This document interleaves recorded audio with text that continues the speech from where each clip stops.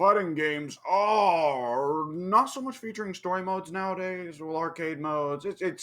I don't, I'm going off of no sleep here. Yeah, fighting games are cutting out single player content and then going, why is no casual buying this game? Must be the fact that you can use a button for more than one purpose. Yeah. By the way, here's the bingo card. In case we go off topic too much. Oh, let's see it. I Oh, right. Yes, of course. I need to bring it up myself. I get yeah, it's for some reason I was expecting you to show me, and I was like, oh, okay, here we go. I've got the bingo card up on my end. I've also got the bingo carp up, but it's much less entertaining. yeah, it like it only sings like fucking I'm trying to think of like a shitty It nursery doesn't rhyme. sing anything since I shot it. That's true. The mechanics got fucked up. Yeah, So yeah, I can't anyway. help it. I'm American. This week we decided to have a topic because it came up recently in There just casual wasn't. discussion, and there's not much news really. Yeah, We can hit there. some little news, which is The you know I casual tournament. Yes. yeah, the casual tournament, and also there was stuff regarding Tekken, technically, not really, but technically. Huh. Okay. I've So not heard about that. so as you know, Harada does his own talk show thing on YouTube for does very Y- much just as a hobby, Yeah. and I watch it sometimes because eh, sometimes he brings in interesting people. Like Y- this time he had Tokido and or at least I think it was Tokido and the guy from the Ryuga Gotoku studio who worked on um the new Virtua Fighter 5. Ooh. Yeah, but he had both of them on at the same time, and they had a tournament to see who's the best at Virtua Fighter 5. Turns out it was the guy who worked on it. You know, uh, I had a revelation during this interview because like um they kept the guy who is the chef at the bar. They kept calling him the same name as Akuma's voice actor, and I was like, well, obviously that's just the guy who has the same name or whatever. No, it actually is Akuma's voice actor. He started doing What? Akuma voice lines while getting his ass beaten in Virtua Fighter.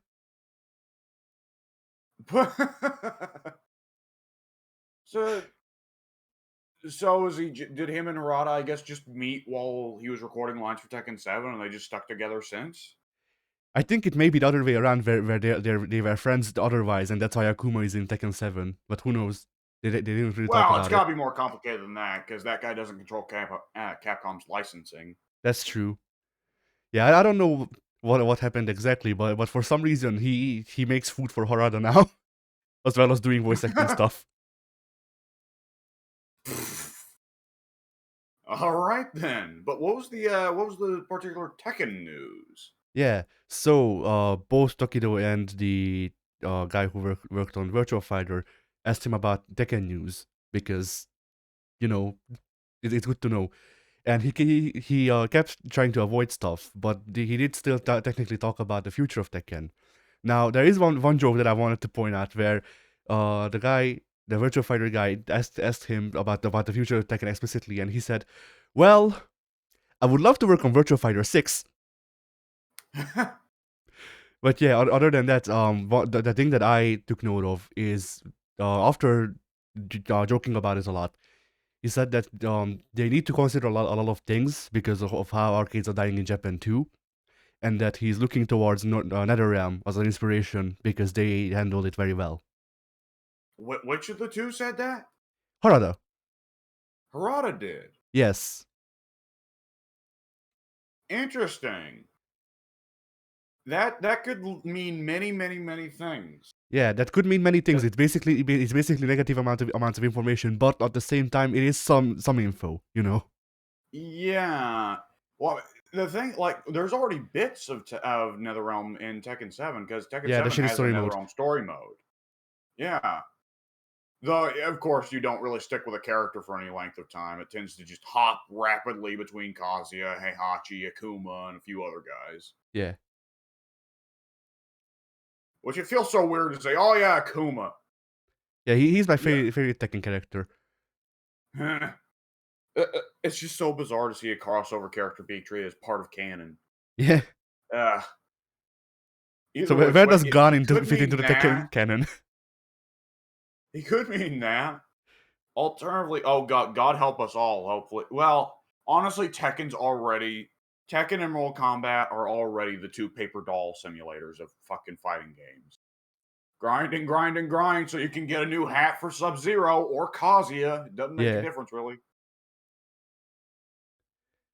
Maybe. Oh, ideally, you'd be like trying to take the example of their online service because that's probably the place where NetherRealm is like the most admirable out of the video game devs. yeah. I don't know exactly what he meant by trying to take inspiration from them, but like, you know, NetherRealm does some things good. I may not like their games, but they do things good regardless. So Yeah, if Tekken can learn from NetherRealm, then so be it. Let them learn. yeah. I think with both like the idea of Tekken 8 and Virtual Fighter 6 coming along on the horizon, this looks like it's going to be a very interesting couple of years in fighting games. Yeah, Because we're going to see Street Fighter 6. Street Fighter always shakes things up every time there's a new entry, for better or for worse. Odds are we're looking down the barrel of either Injustice 3 or Mortal Kombat 12 within the coming year as well. And we would not be shocked at all to see Dragon Ball Fighter Z2 in the next year or two. yeah, So honestly, the next year or two look like it's going to be a pretty brutal battle royale of fighting games. Skullgirls is getting DLC characters again. God knows what's going to happen with who knows for how Uni. long? Melty Blood's probably not. What? Who knows for how long? Apparently, the court case is advancing and things are happening. A court case? I haven't heard about a court case. What court case? So apparently, Mike Z is suing the like at least a person who was from Lab Zero because he's claiming that they tried to coup him. Uh, they're claiming that he was an asshole. From the amount of information that is available to the public, it seems like both are true. Yeah, I was about to say. Like I don't, This is yeah, definitely one of those. Legally speaking, I'm sure that this will be a very a case that will be out of our hands and out of our expertise. yeah. Morally speaking, I think the court of public opinion has already decided who the winner is.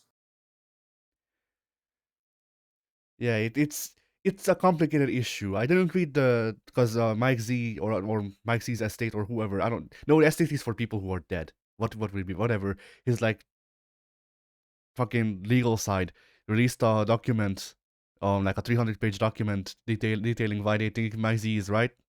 And while none of the things they present apparently actually shows that Mike Z is right, it does show that both sides suck according to most people.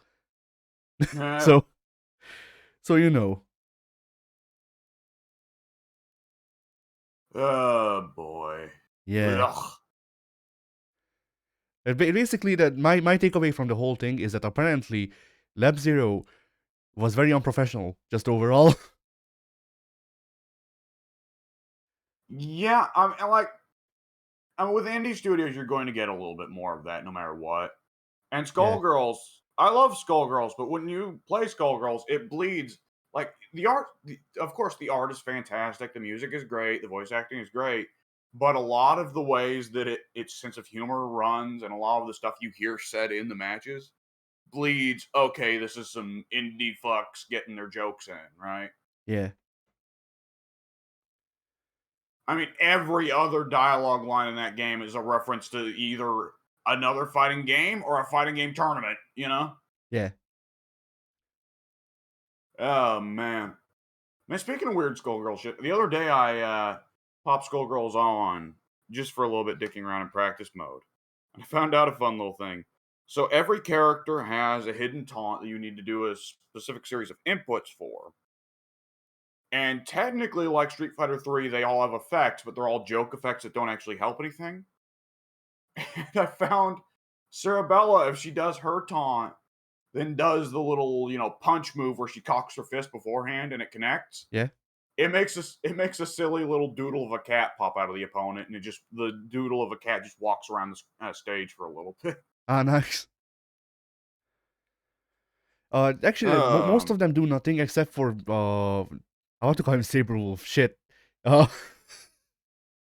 oh, I don't Beowulf. remember. Yeah, Beowulf. I don't remember anyone's names today. I guess, but yeah, Meh. Beowulf's taunt fills his hype meter up, which is Yeah, is technically faster than actually charging it up normally, unless you can space it out right. that you are definitely right. I remember there were a couple characters in Third Strike who had charging taunts as well, but not quite for meter. Oro could, of course, do his taunt to just take out to remove his stun meter, which was a very weird purpose for a taunt, but whatever.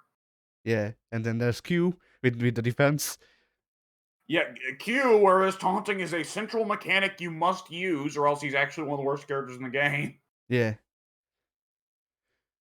So central that when they poured over so many Street Fighter 3 characters in Street Fighter 5, and so many of them lost their taunt abilities, it became like Q's core mechanic for the second V skill system. yeah. Oh, man. And then there was the All tournament, right. I guess, before we hit the main topic, which Yes. So there's not a whole lot to say, but it is something that is relevant for us because the two of us usually end up discussing the ability for noobs to get into fighting games and how it affects the survival of fighting games and so on, and how noobs tend to internalize stuff in fighting games. But it was very amusing. Twitch was running a tournament in Street Fighter 6. Or Street Fighter 6? Yeah, I got to see it, boys! At Street Fighter 5 of nothing but people who have pretty well never played Street Fighter before, right? yeah, And and so most of the people, there's usual like Twitch streamer guys and girls that don't know what the fuck they're doing. I'm sure half of them had their tits out because it's Twitch, and even the guys had their tits out. Crazy. especially the guys. Yeah. I don't think male presenting nipple is a bannable offense on Twitch. And female No, present. male nipple is still a bannable offense on Twitch. Believe it or Oh, not. okay, that's good. I Yeah. agree with that. Yeah. Anyway, It's consistent. Yeah, but the funny thing was, of course, anytime you go into a new Street Fighter tournament, the ones who dominate for the longest time are going to be the ones who figure out the Hadoken, right? yeah. And so there's a lot of Ryus. But you want to know who wound up crushing Ryu? Who? The first player to pick up Honda and figure out the 100-hand slap. I Yeah. I honestly thought that you were going to say Abigail. Just someone went Ab- someone went with the moving hitbox. See, Abigail's a great noob crusher, but Abigail still requires some degree of knowledge of how to play the game to crush noobs. I suppose so. I'm surprised that more people didn't get good with the Hakiretsukiku. Yes, Chunners. Yeah, Yeah, Chunners, it's kind of weird they didn't pick more of him. It looked like it was just one person though, and the thing is that ordinarily the lightning legs do not move you forward, whereas 100-hand slap does, you know? ah, yeah, that is true. But I just found it funny that like there's probably a lot building up on this in the fighting game community, and probably a lot of guys is about to say like, well, they're gonna be perfect at Street Fighter 5 immediately because Street Fighter 5 there's no depth, which I don't think that's ever been something that I or you have said that Street Fighter 5 doesn't have depth. It's just the Street Fighter 5 is much more lacking in terms of that compared to other Street Fighters. Yeah, But it was just amusing then to go back to for a lot of people to see. No, when you get to the real noobs, like Hadokens win everything, except for if you have that kind of aggressive pressure, easy move like the 100-hand slap. yeah, and I also saw people are apparently complaining about how the new people don't know how to do like big combo and shit, and like, what the fuck are you expecting, Yeah, dude? I like, of course, immediately that's just silly to begin with. And for another thing, it's not what people should be learning. People should be learning fundamentals and all that. comboing on a lot of the time, like comboing can be a lot of fun. At the same time, learning to do combos can be a chore. And I do think that would be one thing that would drive people out. And for another fucking thing, Street Fighter 5 is terrible at teaching people how to do combos. Yeah. The combo challenge mode is a challenge mode. It's not there to actually teach you how to do combos. It teaches you how to do inefficient combos that were picked on basis of the fact that they're difficult to do. I was going to disagree with you for a second, and then I remembered. Oh yeah, I spent like fucking 10 years building my fundamentals before I even learned how to do like most motion inputs normally. So Yeah, it's like, I mean, no matter what, like, for one thing, a lot of people are just going to, in their head, the idea of fighting games, the appeal of fighting games is going to be the competition aspect. And combo ability is part of the competition aspect, but it's not what people typically think of part of the competition aspect, right? yeah, Because it's combos are like, when you think about it, actually quite a weird element. Because comboing is whenever you get a proper, let's say, a score over your opponent, it tests how much advantage you can get off that score. When you're playing American football and you get a touchdown, you don't score more points for doing a bigger and more impressive touchdown, you know? but you should. That would be funny, that, yes. that American football now gives a score multiplier depending on how many like back salts you can do before doing the touchdown. Yeah. I guess another example, I guess, would be like in basketball, dunking does not net you more sports. Yes, more sports. Dunking does not net you more points than just a regular, shot. Yeah. Whereas fighting games, if you connect, just a regular crouching medium kick and don't do anything, you won't get as much advantage as if you just did a simple combo of crouching medium kick into Hadoken. God forbid we even get into the crazy combos of like Marvel versus Capcom, where if you connect the first hit and don't do anything else afterwards, you are entirely guaranteed to fail the game because comboing is a fundamental element of the game. Anyways, yes. So there's the noob tournament. It was just a very amusing sort of thing. So story modes and arcade modes in fighting games. It is a difficult question to answer. I think in terms of personal enjoyment, of course, it's a very simple question to answer because everybody just has their personal preferences. And I think by now it's generally known that Addy, you prefer arcade modes as a general rule, though you're not opposed to story modes. And for my sake, I'm just not super opinionated on the matter in terms of my personal taste. Yeah, but for my thing, like it depends on the kind of story mode. The modern version of story modes where it's the Nether Realm thing. I don't like those. But you could argue that in say Soul Calibur 3, the Tales of the Swords mode was the story mode. I didn't mind the Tales of the Swords mode or whatever. Tales of the Remind Blade. me, is Tales of the Swords the strategy mode, the strategy game mode, or the arcade mode, like but with RPG choices? I think it's the arcade mode, like with the RPG choices and the shit ton of like write-ups about what's happening with the lore. Yes, and of course the goofy QTE cutscenes where your Yeah, yeah, character can yeah, have silly shit happen to him. yeah, Well, I always loved when you had the arcade endings, and there would either be a big, impressive moment if you did the QTE properly, or your character just falls on their ass. yeah. My favorite was trying to figure out what the buttons were because the pop-up would Yeah, just the pop-up would just be a red button that said red. And I'm like, okay, which yeah. one's the red button? G! Quickly! G! There's no I'm looking at the controller, there's no fucking G button! Yeah, Oh, man, that was definitely a strong childhood memory of that. I eventually I was at least able to figure out the Zoslamel cog, right? yeah, Because me that too. one's consistent. Yeah, And you and have to figure that one out, or else Zoslamel will whoop you. yeah, and the thing is, like, yeah, you have to also have to consider with some of these things, like G obviously means guard, so you would be like, oh well, I just need to guard.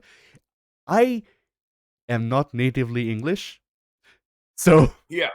guard does not start with a G. No, and to make matters worse, the Namco It was one of the rare publishers who made actually very good translated like instruction manuals for the PS2 era. So Really? yeah, Namco has actually very well translated instruction manuals in Hungarian and other stuff. I'm assuming the Hungarian was good. So like Huh. so just looking at the instruction manual, it wouldn't I don't think it explain the buttons that much, or maybe I either skipped it because it only explained for like the basic gameplay, and I was like, well, I know which button cards text X, but like, Yeah. but I didn't connect the things of like, okay, so X means G. Yeah, yeah. Yeah, I can see where that could be a problem if they just did if they went to the work of translating the manual, but not any of the actual in-game stuff. Oh, that's just dumb. Oh, Yeah. that's impressively Oh, dumb. that's the most that you'll get out of most games for like local translation, and sometimes it's Oh, and the thing is, like, because I learned how to speak English and I prefer to use English over my native tongue because I hate myself, I guess. I don't know. But, like, this also makes the weird thing of, like, sometimes games nowadays do get translated completely to Hungarian. Even if they don't get a dub, they at least get all of the subs and the menu and stuff like that in Hungarian. And Ubisoft does this thing where they hide the language selection, so a game would just start. If I bought a game physically or something, the game would start up in Hungarian, and I can fucking change it, and they translated it badly. Like it works. It's not necessarily wrong. It's just not how I would have translated such and such things, and it bugs me.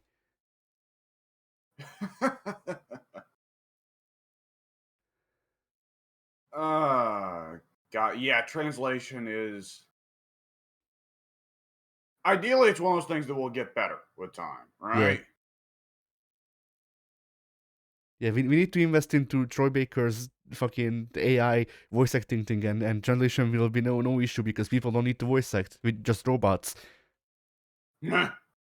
oh, oh God, put several people out of a job. Fantastic. Yeah, Oh put man, everyone out of a job. that's the future, man. And once the rich people have no need for the lower and middle classes, they'll just let them starve. Nah, then we get to phase two, the most dangerous game. Yeah. I Well, I'll be honest, for a lot of people, that'd probably be more interesting than the current position. For maybe people who are starving right now, the opportunity to, like, at least, go literally out eat in the the most rich. dangerous game. Yeah, well, I was about to say, not necessarily eat the rich, but still, most dangerous game scenario implies that the prey can kill the hunter, you know? Yeah, that's what I'm saying. Literally eat the rich. Just Yeah, get the upper hand and then cannibalize them. there's no demand to do that, but I suppose if it satisfies you. No, not right now. I mean, in that position. Oh, I thought you're here. I thought you were getting ready already. You figuring out how to carve knives from bone and shit. Yeah. Me, Uh, me and the other guys are going to be playing the forest in the video game. When I'll just tell them, "Oh yeah, Addie's playing the forest in real life right now, yeah. Anime and throwing he's the knives. cannibals." Anime throwing knives out of bones because they were overpowered in Assassin's Creed 2. I'm just imagining like one day on the news, it's just announced Victor Orban killed and cannibalized by random crazy person. Vladimir Putin swears it's an American conspiracy. He was put up to it by an American man on Discord. Ah, shit. So yeah, fighting game story modes. Yes. They need more cannibalism. Yes, we need more Nekali voting people. Every fighting game roster has at least one cannibal. That's actually kind of accurate, come to think of it. Mortal Kombat's got like 30 cannibals. It's Yeah, absurd. more Mortal Kombat makes up for the lack of cannibals in other games. Look, a Mortal Kombat kind of a battle royale of just people trying to eat each other. Yeah, What like the weirdest? You know what the weirdest fighting game cannibal? This is such a weird thing to even discuss. But you know what the weirdest fighting game cannibal is? yeah. Azrael and Blaze Blue. That is one character you look at and you wouldn't suspect. Oh, he eats people. Like Yeah. what? Like he's just arrogant kung fu man. Why does he eat people? Why not? He's a dog. I, he's not even the most wolfish character in that game. I mean, not only that, but there's literally a werewolf in the game who can turn into a Oh wolf, yeah, and he doesn't eat yeah, you're people. right. He does it. Well, he's got class. Yeah. Oh But yeah, man, I think Darkstalkers again. That's an entire cast of people eaters, though. I guess they're all monsters. yeah. Going back to Blaze Blue for a second, I think they actually do make the distinction though of Valkenhayn is legitimately a wolf, while Azrael is a dog. I don't know what difference that makes in their lore, but apparently there's a difference. So Well, I would say that you could say like, oh well, Israel is like a dirty hound from the alley, but like even then, I don't think Israel that implies a certain degree of like harrowed skinniness, yeah, which he's is a not he's a Israel. he's a dingo. Yeah. Uh, so yes, the thing with like story modes and arcade modes, and of course, like there are also like comparisons to be made of like, well, can they coexist? Because sometimes they do. And I think Tekken 7 is part ways the example that makes it feel more severe, right? Because Tekken 7, like, technically has an arcade mode, but story mode killed it, Yeah, right? And it's actually odd, like the comparison to NetherRealm that was made earlier, because the NetherRealm games have the story mode, but they also let arcade mode exist as well, and arcade mode still has its unique endings and things. It's not a particularly impressive arcade mode, but most aren't.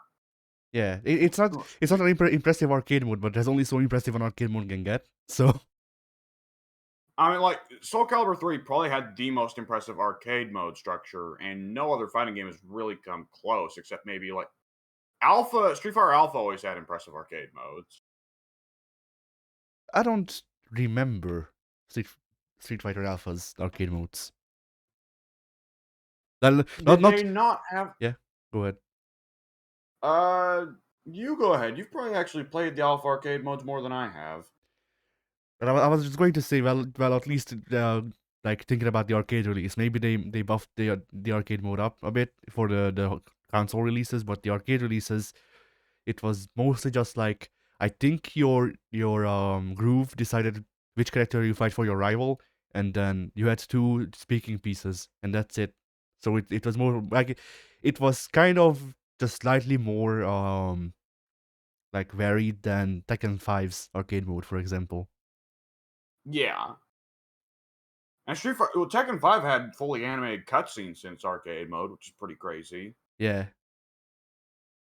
Street Fighter 5 actually is pretty good, honestly. Like the arcade mode endings aren't the most impressive because they're comics, but like the fact that the fact that most of the cast has several arcade modes, one for each game they've been in, is really cool. Yeah. With that said, I think we've mentioned this before, but it's really goofy that G does not get a Street Fighter 3 arcade mode because they're still trying to pretend he's not Q. Yeah. But then doesn't Laura get a Street Fighter 3 arcade mode just because, fuck it, she's Sean's sister? Yes. That's kind of silly, but I respect it at least as a thing of like, well, we're trying to imitate the Street Fighter 3 roster here, and we're never going to add Sean, so here's Laura instead, I guess. Yeah. But like, it also, imagine if like um Imagine if Sean was sexy.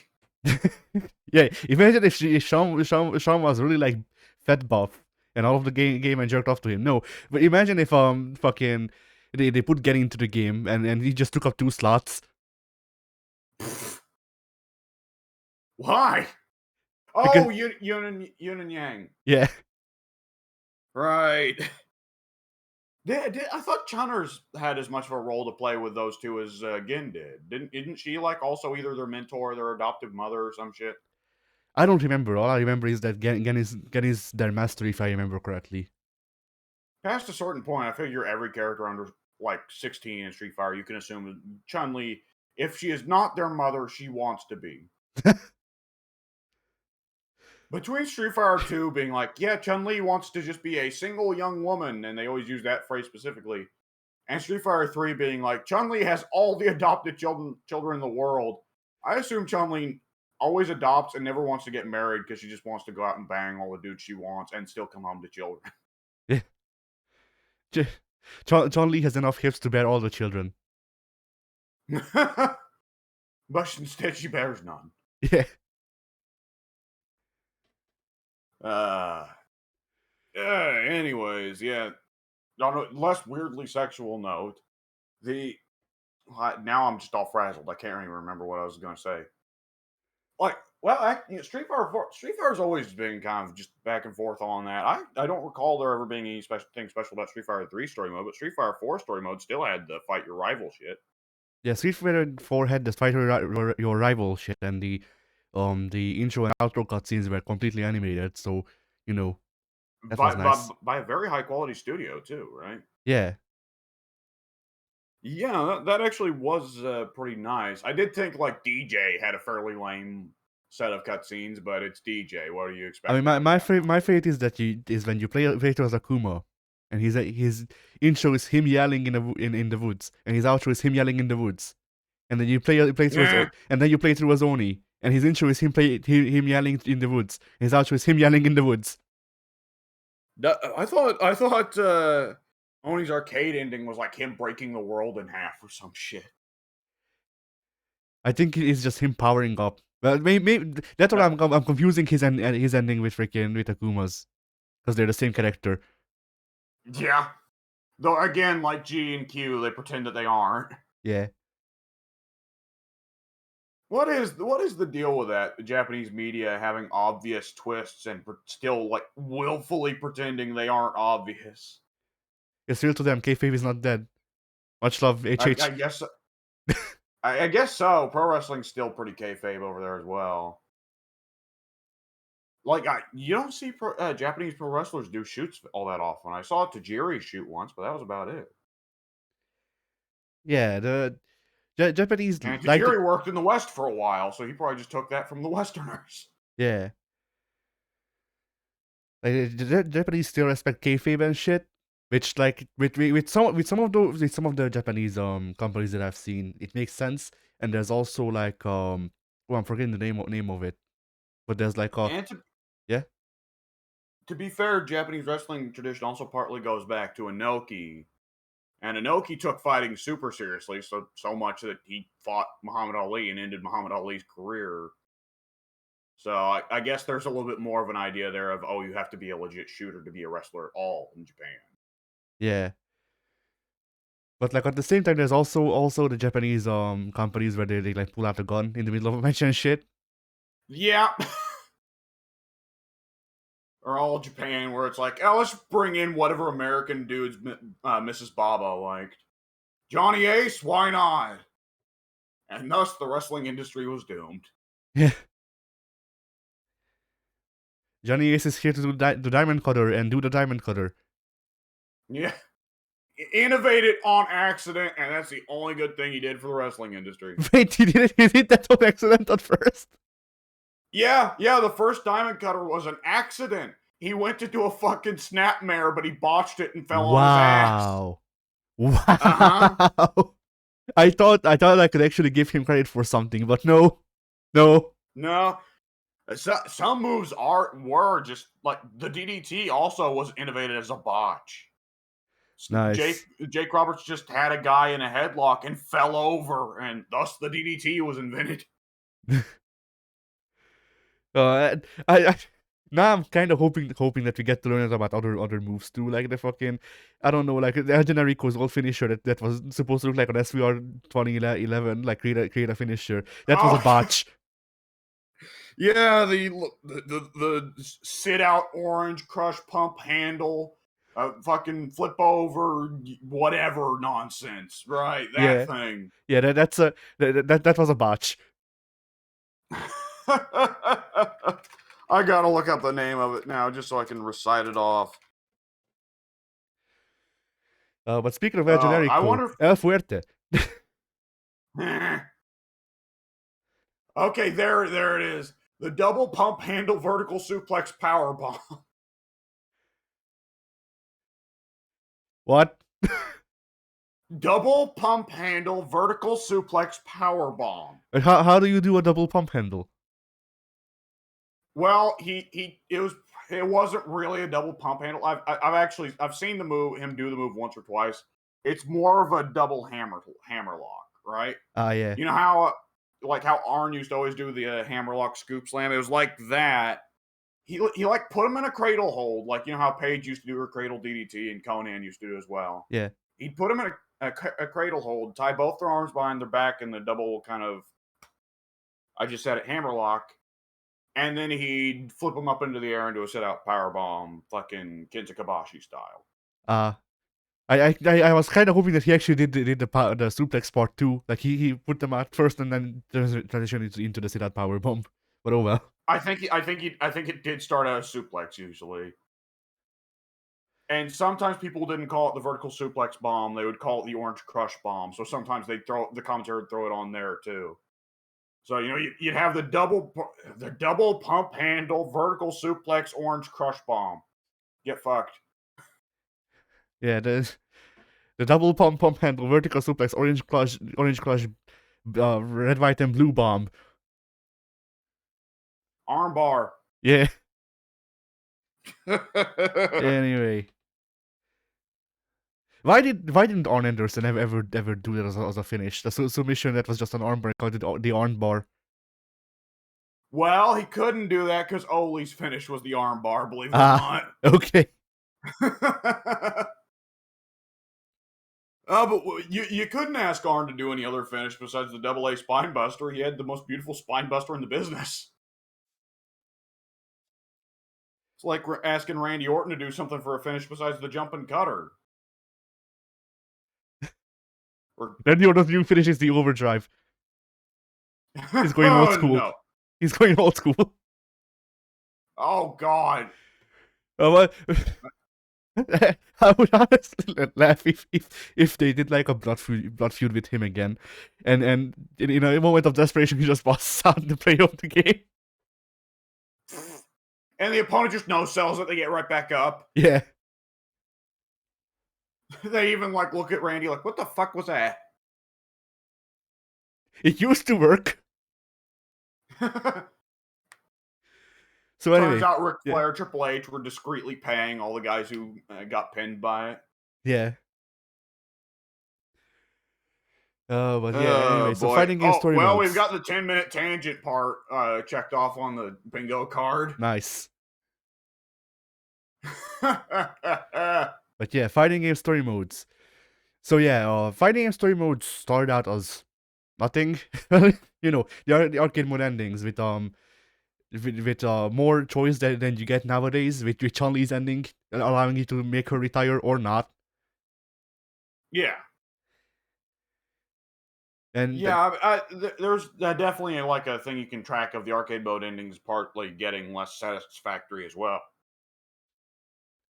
Which I think is a mixture of lack of creativity and as well as generally more of a focus on trying to maintain one long-term narrative. yeah, but I mean, yeah, go ahead. Just off the top of my head, like Zangief in Street Fighter 2, his arcade ending does not matter. It is not something that will affect the rest of canon, so it doesn't really matter if he does something goofy. And lo and behold, he does the Cossack dance with Gorbachev. Right? Yeah. And Zangief still gets to have a bit of comedy in his modern endings, but none of Zangief's other arcade endings have ever really matched up to doing the Cossack dance with Mikhail Gorbachev. Though I am very fond of the one he has in Street Fighter 4. I don't remember if it was the ending or the beginning, but the one he has in Street Fighter 4, where he does the muscle pose, it perfectly in sync with 4 grizzly bears. I don't remember if this is ending either. Which raises the question of, did Zangief teach those grizzly bears how to do the muscle pose? Or did they just do it naturally? Is Zangief's muscle power so strong that all beings in his, 20-foot radius must join in with his posing? In Street Fighter 6, it is revealed that muscle power is like psycho power. But it feeds off the strength of the people around him. Yeah. Oh God, don't let Zangief near Abigail. Yeah. Uh, Oh, but yeah, Jesus. Yeah, I mean, like with arcade modes, you can definitely track where, like, even to the modern day Mortal Kombats, it's nice that they still have their own animated intros, and sometimes they can have some real fun with it. Rambo got to have a pretty fun one in Mortal Kombat 11. Jax had one that just made people shit themselves. But there's very much like super non-canon, and which is kind of spit in the face for some of the characters in particular, right? yeah, and I mean, even when if it is kind of canon, it can still spit in people's faces. Like I remember Ermax in MKX is haha fuck you, Ermac dies. Here's Shang Tsung, and guess what Yeah, happened in MK11? yeah. And with Reptile, it always hurts because it's like, well, Reptile's arcade ending is the only focus Reptile's ever going to get in any given Mortal Kombat story, right? Yeah. Baraka used to be in the same pool, but Mortal Kombat 11 finally lifted him out of it, and gave him something to do. You know, the reason that Reptile gets some respect nowadays is because he doesn't look like an actual fucking lizard. Well, there's different schools of thought there. How reptilian lizard, how reptilian reptile should actually look. You know. Yeah. I mean, I'm making a joke. I don't actually like the design for Reptile, but the 3D trilogy may have been the last time that Reptile actually mattered somewhat. Well, actually, you are right. Reptile is super important to Deception. Reptile's the fucking final boss of Deception. Ah. Like that, because he's the Oh one yeah, that cracked Onaga. open the Onaga Shit. egg. Yeah, Onaga is actually just possessing Reptile's body, which is so weird to think about. Yeah. And of course, oh god, Deadly Alliance Reptile, who was just like not even vaguely ninja-ish or human-ish at all, but just a big dinosaur man. Yeah, that's the one. The one I'm saying. That they changed his design from that. So now he sucks. Yeah. I don't know. I always kind of like Reptile looking a little bit more human. Like I think there's certainly a balance to be struck, right?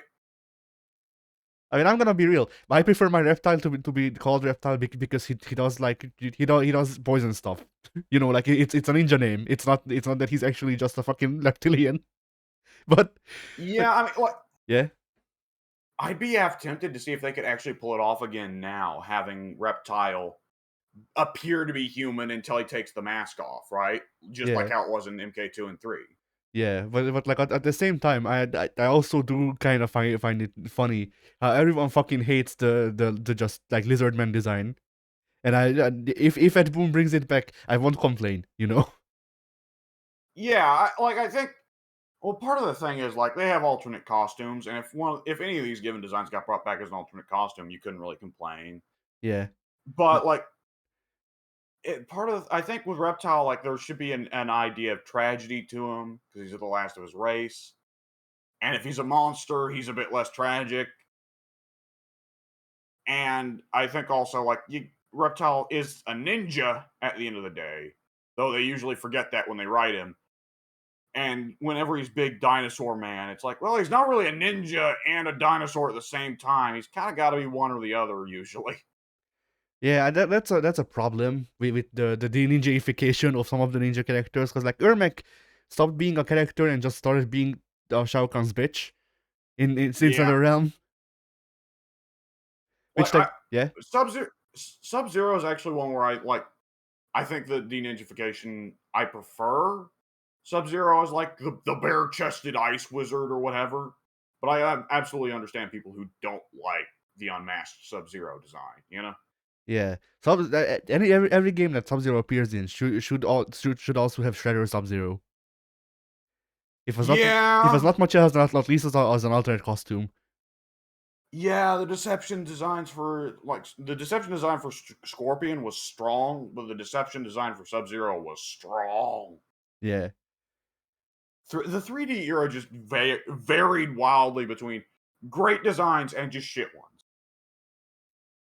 Whoever designed that Lee May costume in Deception, where she's just wearing a bikini and a bandana, like, boy, give that guy a raise. How long did he think about that? Whenever I think of the 3D era designs, my mind always comes back to Cobra. Just evil Ken Masters. Oh, Why not? yeah. Well, the default Cobra is just lazy, but the The alternate. hoodie I one think is you and I great. have Yeah. disagreed about this before. I thought you disagreed with me. Okay, No. yeah, so we both agree the alternate is great. Yeah. That's the costume I always used on him. Yeah, it looks like a Cobra's hood. Yeah. It just fits. Oh God,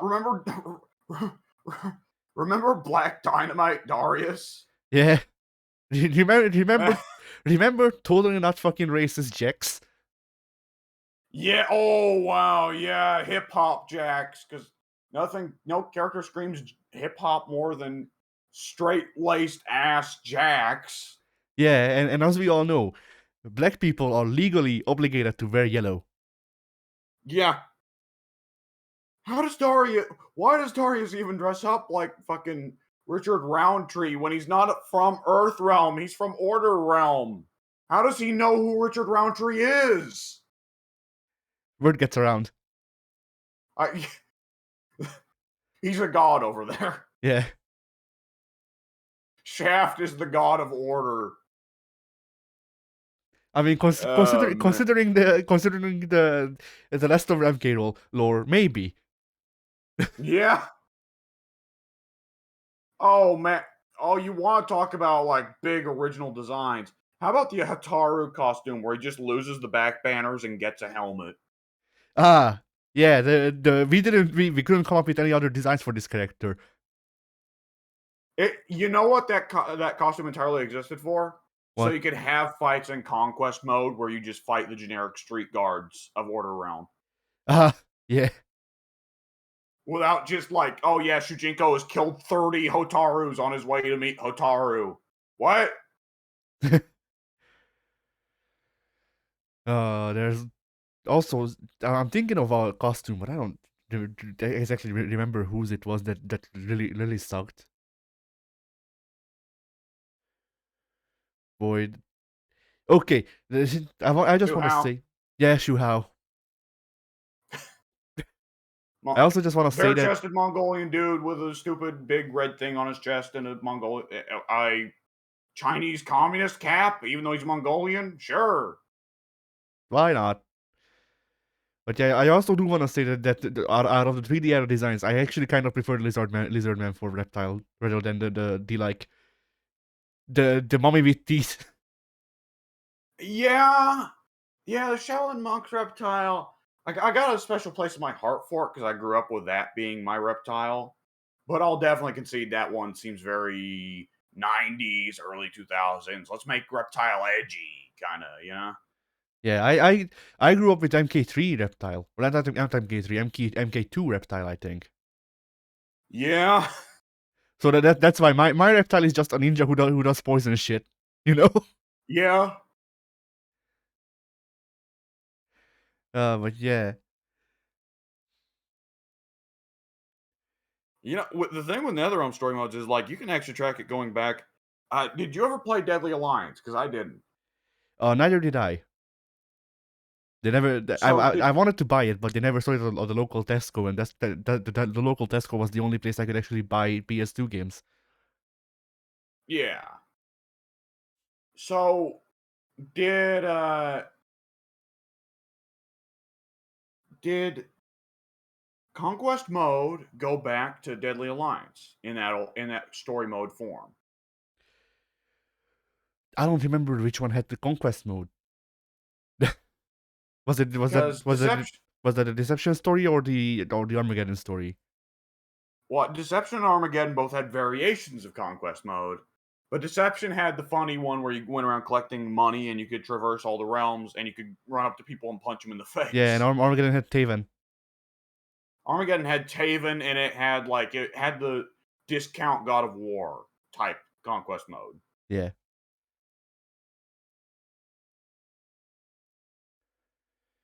So they were already kind of laying the bricks there. And hell with Deception, it even was set up in the same way the story modes are now, where you switch controls between various characters other than Shujinko himself. Yeah, The excuse there just being, "Oh, you aren't controlling Melina." It's just that Shujinko, for whatever reason, not only perfectly imitates Melina's fighting style, but also is able to change form into Melina. Okay. I know, you see, he's learning her moves, and learning her moves, like, to internalize learning her moves, he needs to think like Melina. Well, I don't want to know what that is. I don't know what want to know what she thinks. This raises questions though. He copies the moves. Does this include copying the fatalities? Can Shujinko fart on people to death from Baraicho? Does Shujinko just eat people like Melina? I think so. Can Shujinko call an arcade machine down from the skies onto his opponent like Liu Kang? Maybe. My god. Can Shujinko grow to like 2,000 feet tall for no reason like Jax? Yes,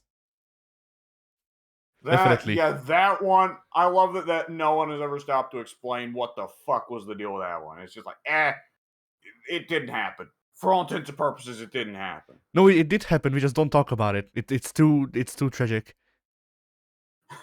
Jax forgot that he could grow in size. Yeah.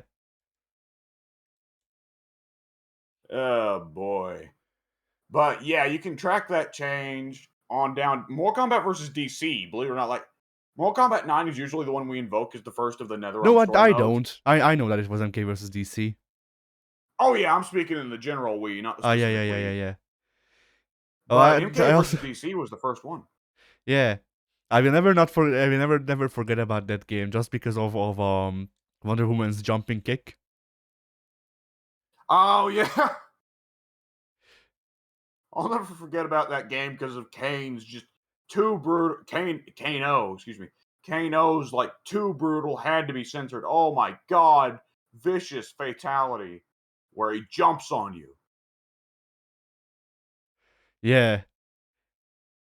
We couldn't deal with that. It's too gory. It's so gory that it hasn't even been brought back. Think about that. Yeah, like oh my god. Well, they couldn't. You would look at it and you'd compare it to the other fatalities, and you'd be like, "Oh my god, it's like a whole different game. They're nothing alike. There's Yeah. just an entirely different degree of violence between these two."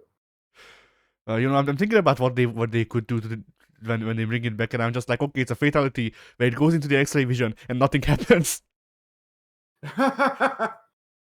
The trouble is they've already done a good brutality version of it. I don't remember for who it was. It was like Tanya, I think, had a dive kick brutality where she just stomps on the opponent's chest so hard that their head flies off and a geyser of blood comes out the neck hole because more combat.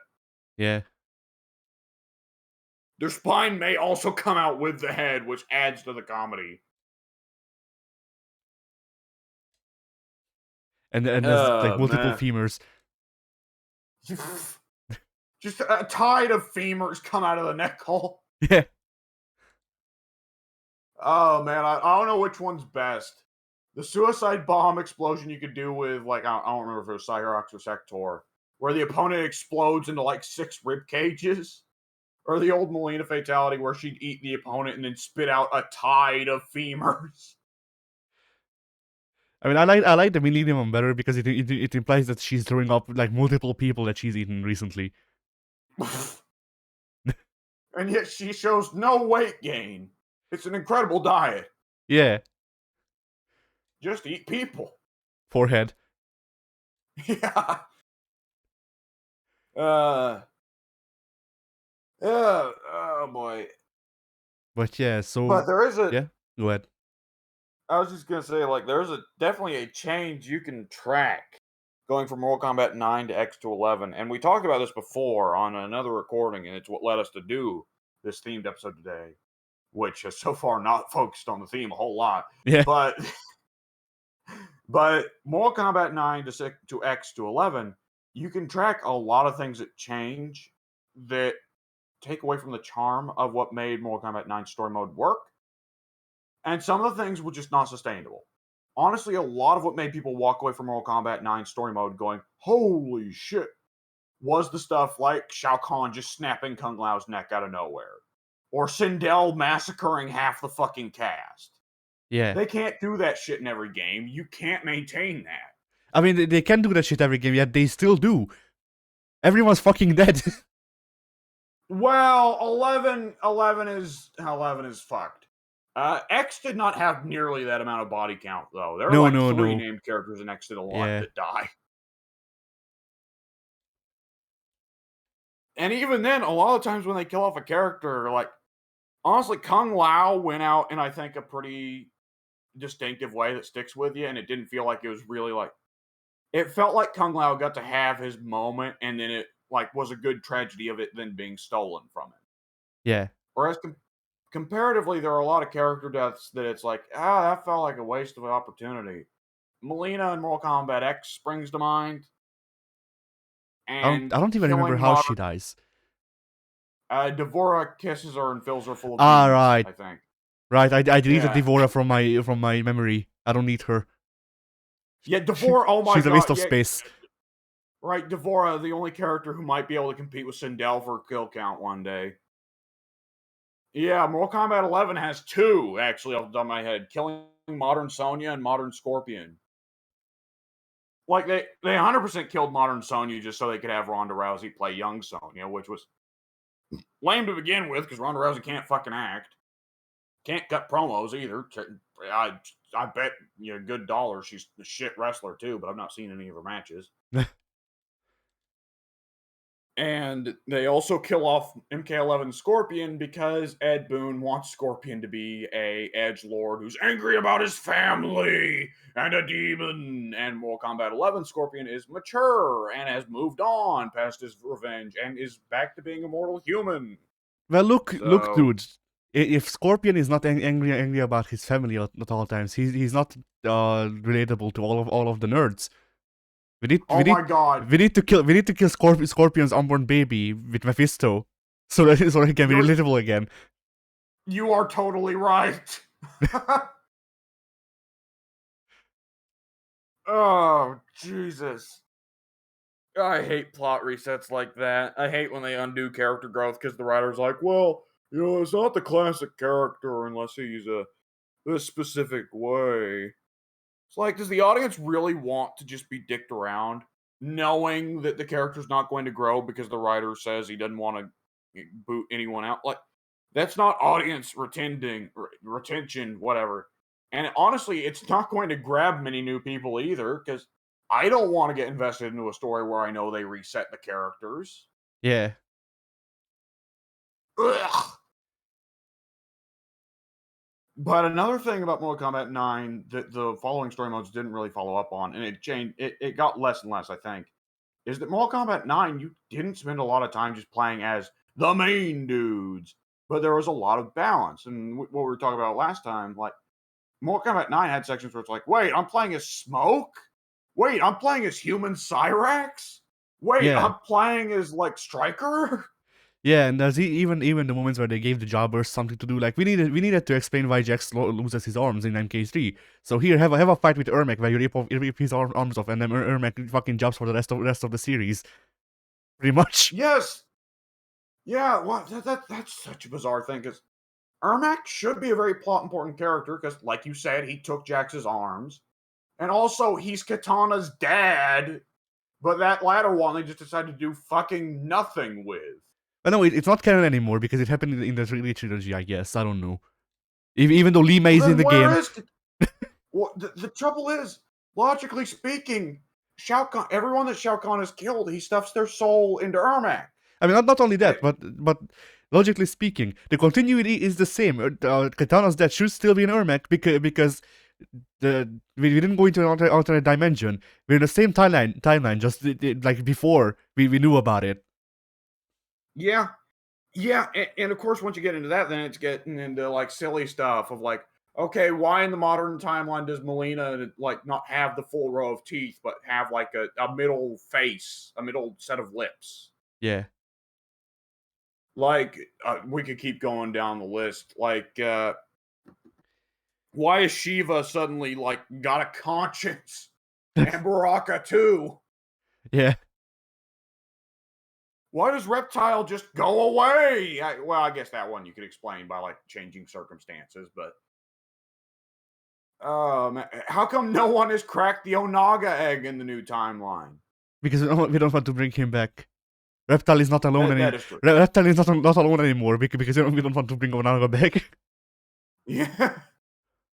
How about the several characters that just have not popped up? Because there's loads of 3D trilogy characters that they've killed off in the comics or killed off in little bit cutscenes.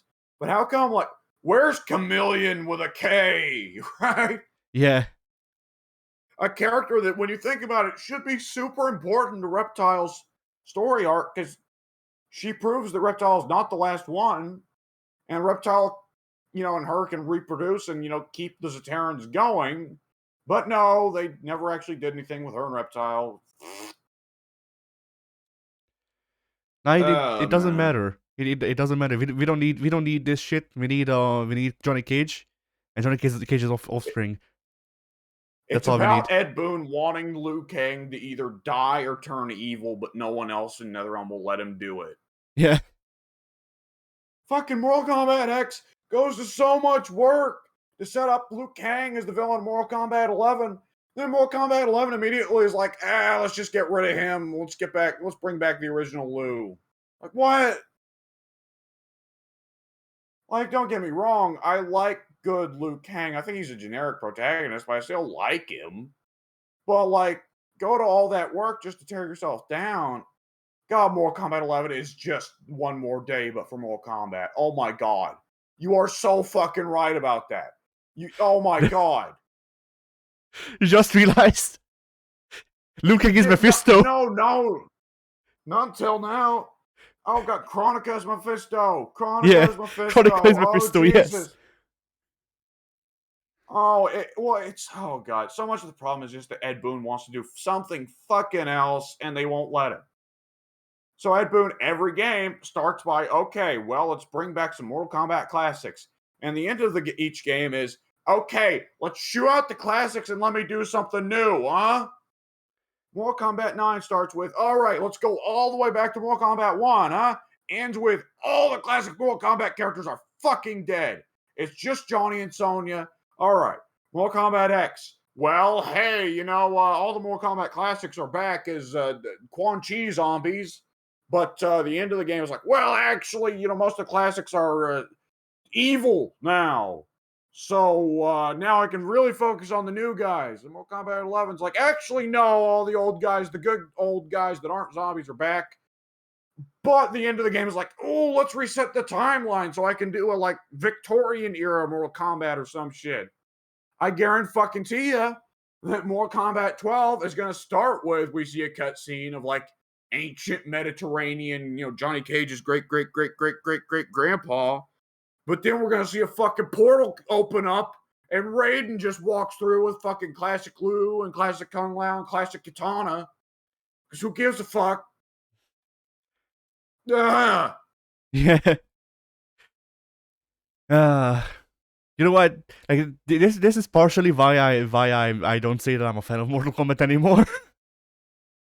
Like I don't like the gameplay, and the story is so far fucked up that and also like most of the characters I play are jobbers. So like I can't really care anymore. Oh boy. Yeah. It's there's also just a little thing of like when you think about it. I think like most fighting game series, long running fighting game series, are guilty of having some characters be jobbers, right? Yeah. Like you can look at the Tekken cast and it's like, up, jobber, jobber, jobber, jobber, comedy character, jobber, jobber, jobber. But like with Mortal Kombat, it's so much more obvious because of the way they do it. And honestly, with Tekken, it's less noticeable because 70 to 80% of the cast just got outright fucking left out of story mode. Yeah. Like story mode, it really for Tekken 7 has Kazuya, Heihachi, Jin, Akuma, Kazuma, some of the Jacks, uh, help me, blonde chick, Nina, Ah, yeah, Nina. Alisa, Lars, Elisa, and oh, your character. How am I Lee, forgetting his name? Lee Chaolan. Lee.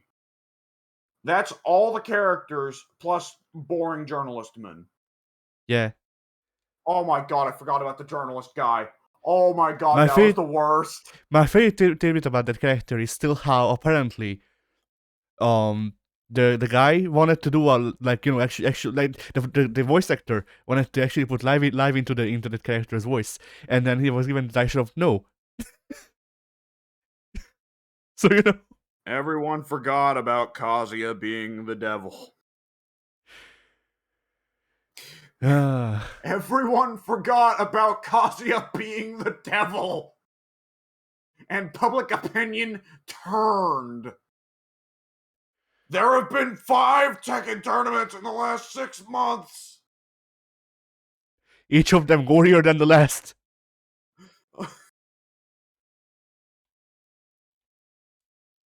Martial law has spent the last 20 or 30 years trying to get his restaurant rolling.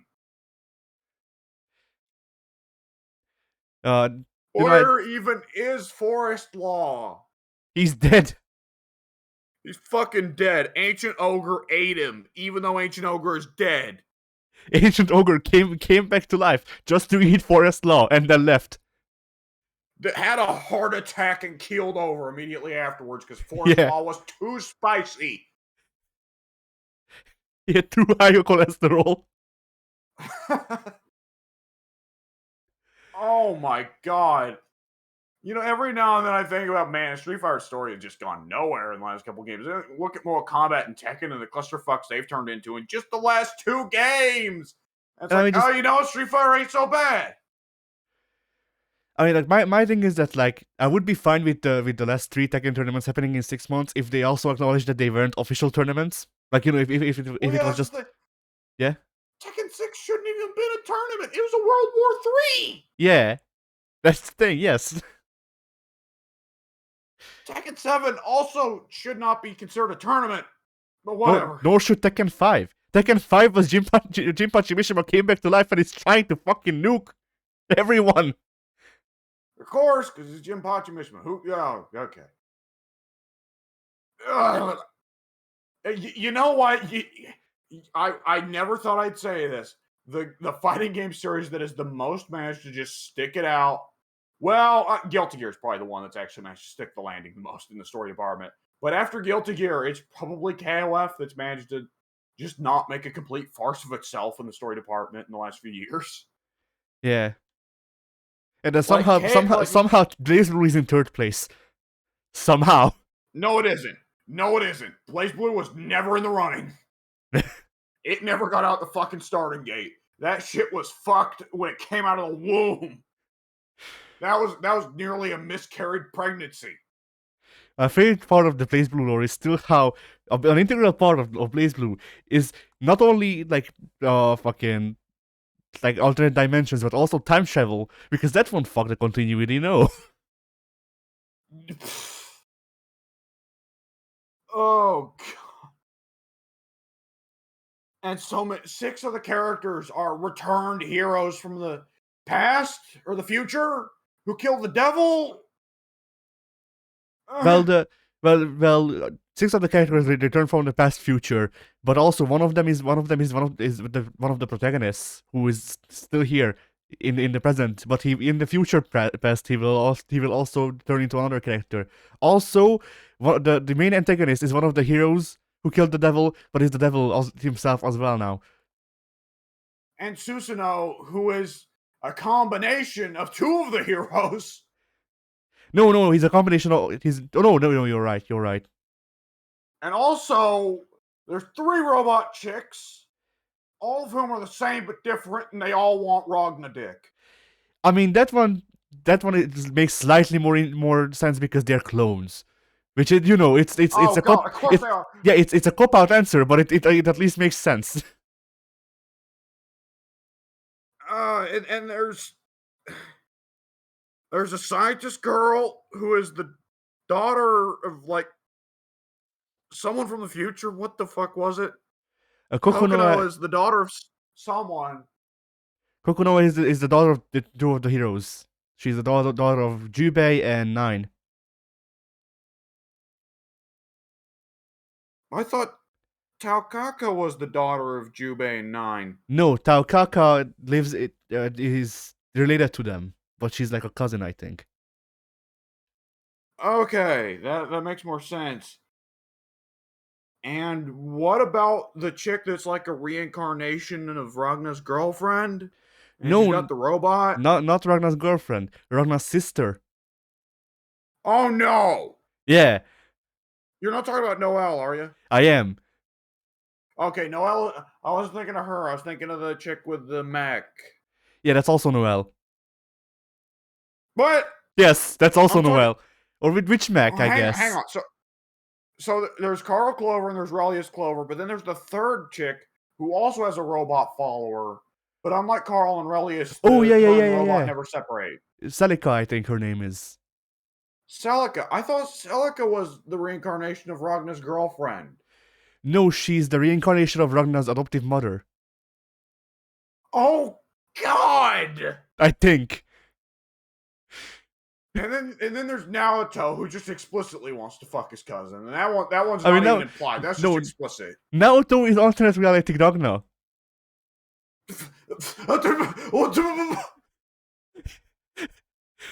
Yeah, like Naoto is alternate reality Who's Ragnar. on first? What? I don't know. I don't know. Yeah, Blaze Blue had to come up at some point in the discussion of story modes, but what the fuck? yeah, Naoto is alternate reality Ragnar. She came to the main reality, or he came to the main reality because he's looking for his reality's Rachel, who is his age, so it's not weird. But except that Rachel is like 3,000 years old, but not biologically, because then it's you. Ah, Yeah. next bit. Oh fuck, Blaze Blue's lore. Oh Jesus. Yeah, I really liked the bit Uh, in Essential Fiction where they just replay Blaze Blue 1's story mode, but Ragnar going, what the fuck?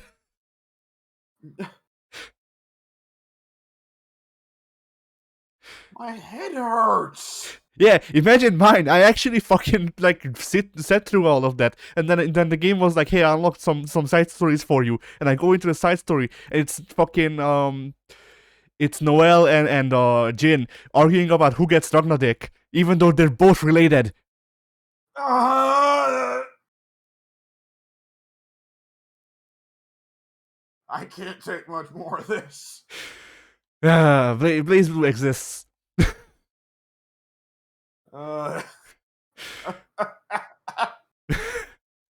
Every like if my thing is that like every time I try to think about like oh this like story mode or whatever this game or this anime whatever I'm watching has a written story, I need to remember Blaze Blue. uh, And I think you should too. Every time you think something is well written, just remember Blaze Blue. the peak of human capability. Blaze Blue. Yeah. God looked down upon man and he was like, finally, they have achieved exactly what I desired. Now I shall bring them sweet nuclear death.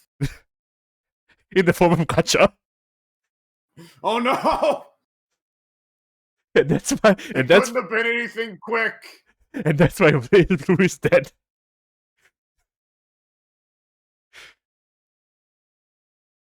Oh Oh. shit. If you try to go make your way down the line of other fighting game stories, like honestly, like I love Killer Instinct, but I don't give a fuck about Killer Instinct's story. Ultra Tech made a bunch of bad shit, so now it's cool Yeah, it's the werewolves and shit are fighting each other. yeah Whatever. from what I understand, the Killer Instinct story is the same as the story of the Tekken movie. No, only with slightly less Christy Monteiro, and that's the only difference. Slightly less Christy Monteiro. The comparison can certainly be made for some characters, though. Oh, have you seen the Tekken Ugh. movie? No, I've not. I vaguely heard about it, but I I honestly, did. as I strange saw as it it. when it came out. Oh God. Yeah, my favorite bit about that movie is Harada has multiple times, I think, come out since then and said, "Yeah, we didn't get much say in the movie.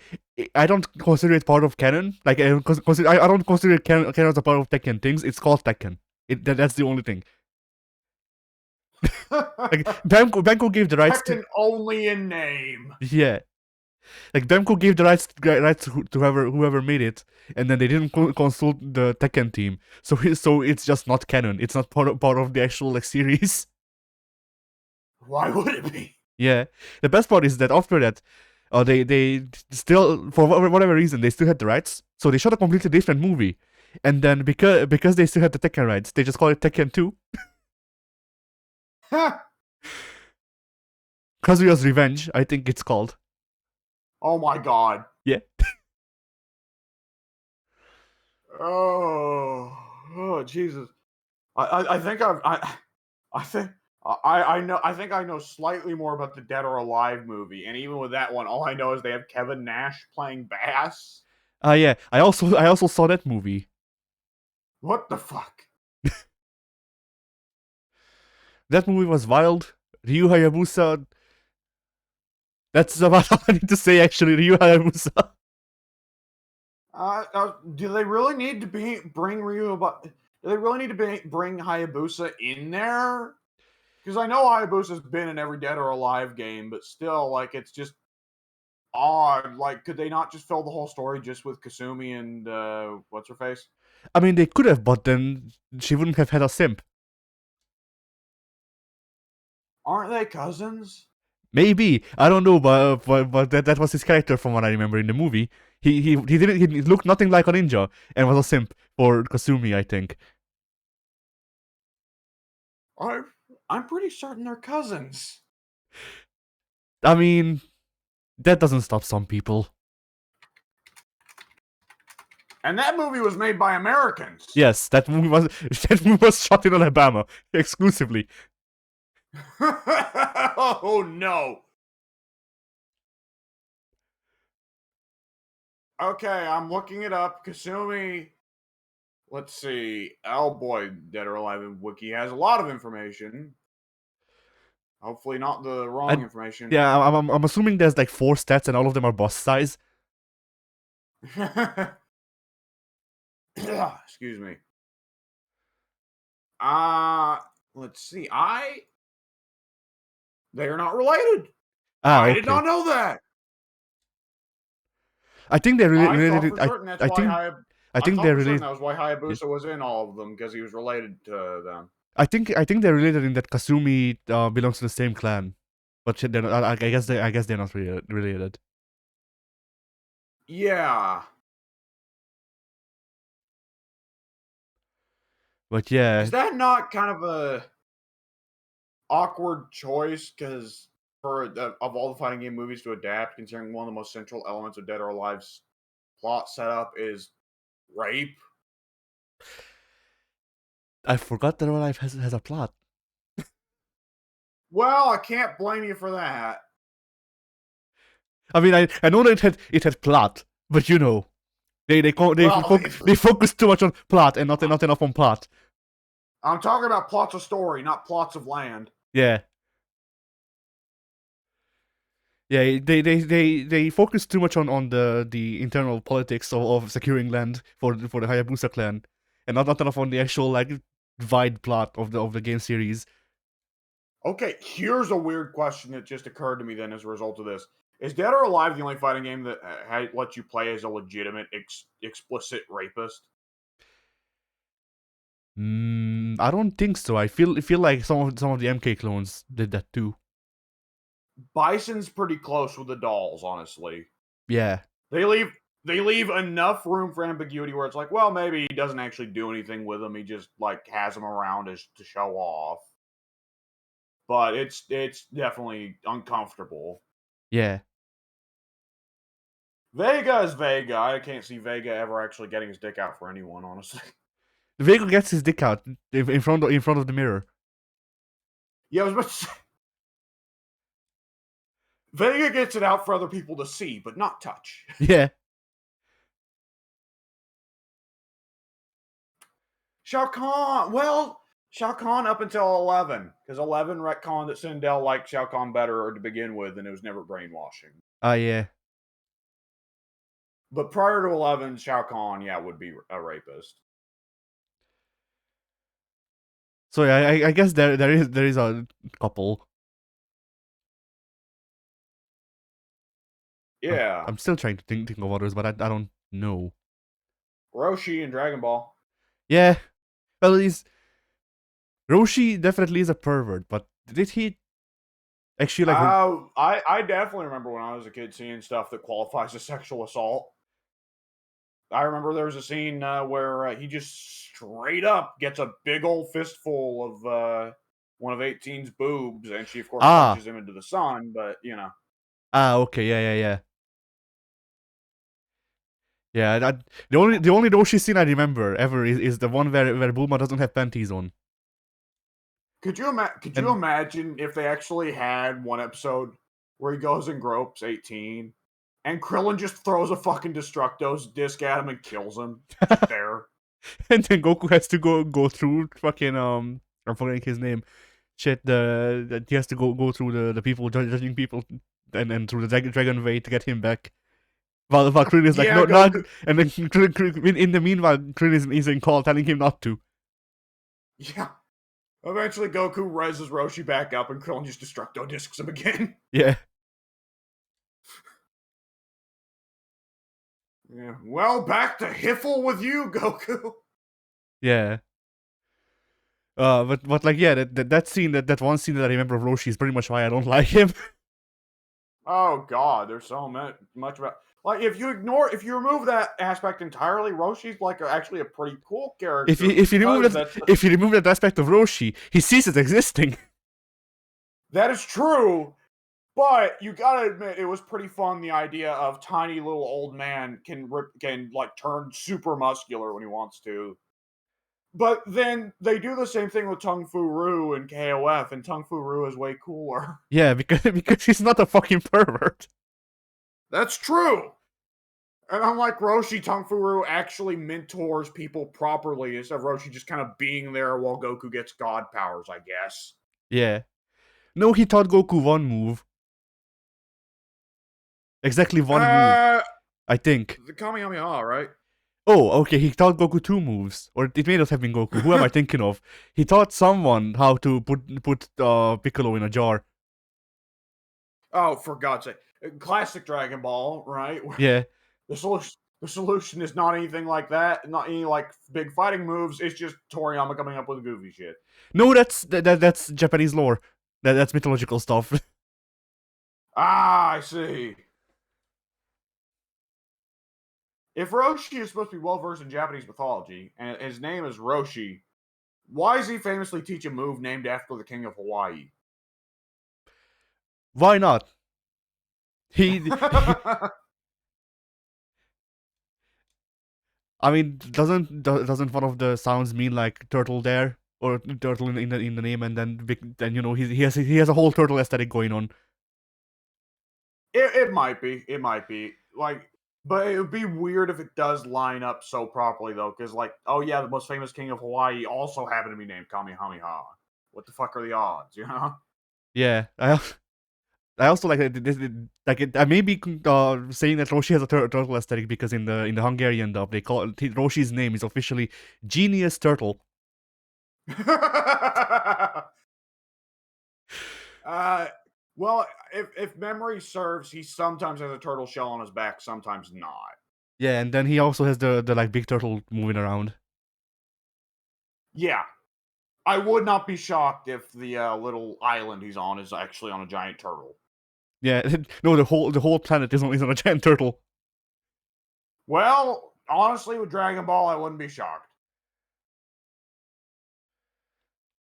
But yeah, so fighting game stories. Some people say that fighting games need to look outside of their own genre to satisfy casuals, which is like what Tekken 5 did technically with the Devil Gene something or other mode. I forget. Devil Within, yeah, and stuff like that. Like people say, oh, casuals would love a beat 'em up game mode. No, like I don't mind when Tekken does that sort of stuff as like a side thing, but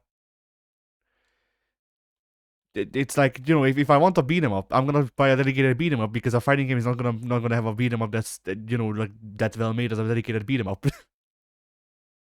Yeah, I definitely remember that from Tekken 6 when they let you play all the characters in it, and some of them just wound up like, how in the hell does Dragonov's moveset work for a beat 'em up, you know? Yeah, or like Tekken 3 with the Tekken Shu mode. Never Tekken seen it Force. or heard of it. Tekken Force. I'm just calling it by the Japanese name because I didn't remember Force somehow. I had never seen it. Ah, No, I don't. Yeah. In Tekken 3 had a Tekken Force mode, which was a side-scrolling beat 'em up, like a traditional side-scrolling beat 'em up. And it worked kind of like the Tekken 6 one, where you had your character's full moveset. It was just 2D or Hmm. whatever. It was just like, you could move up and down, and that's it.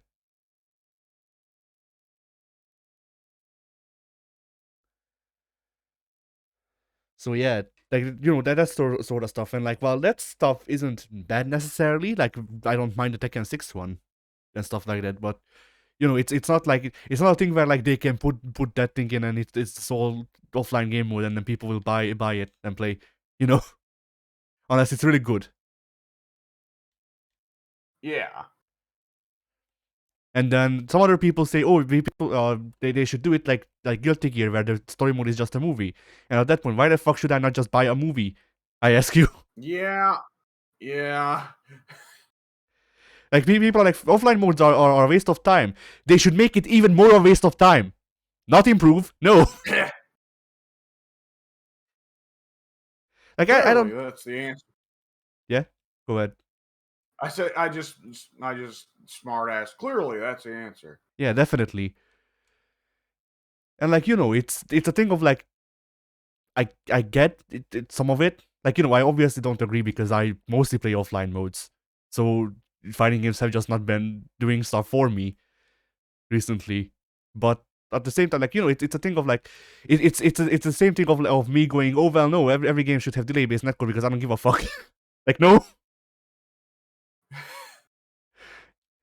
no, I don't think I would like a game with like coming out with delay based netcode if it also had nothing else to offer. You know.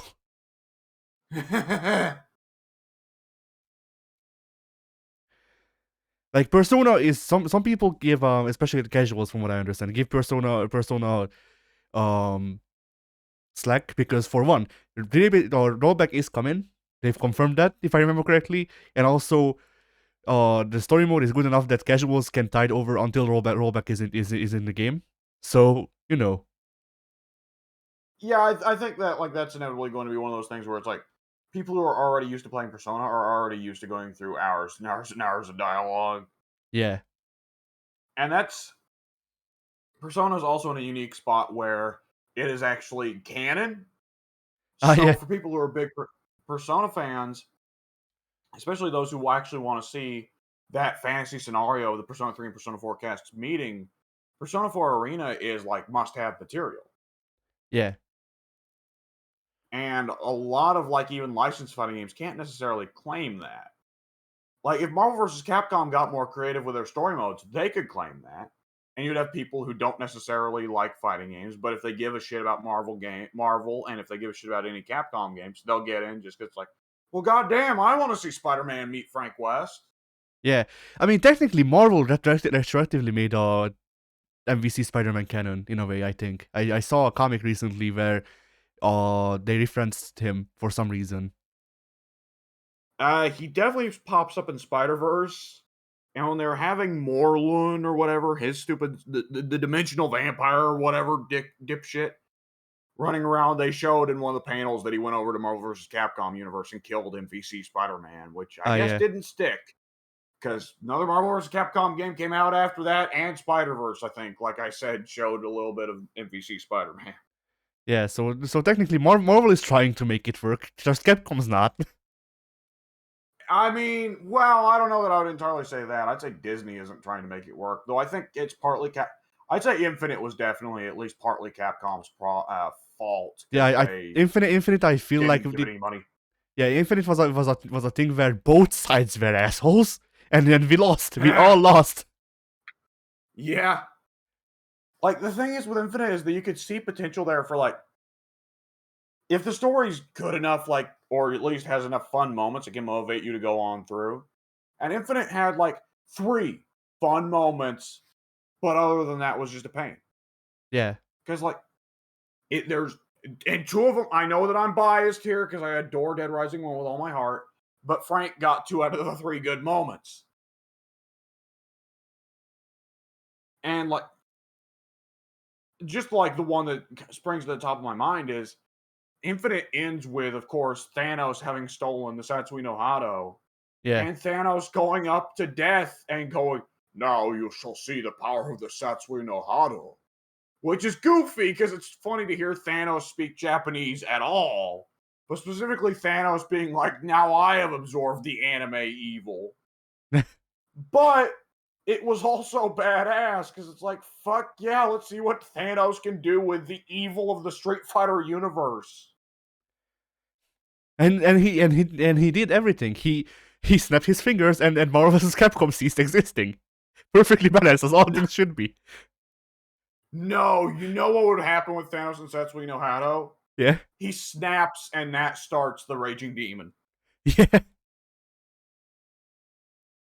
He Raging Demons to you and then just simply snaps in your face and you die. Yeah.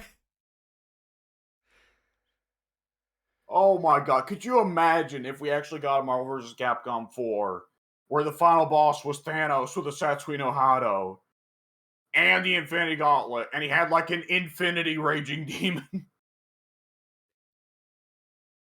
At this point, like Shin Thanos actually legitimately is just a 1-to-1 conversion of Rare Akuma, but with Thanos as his model.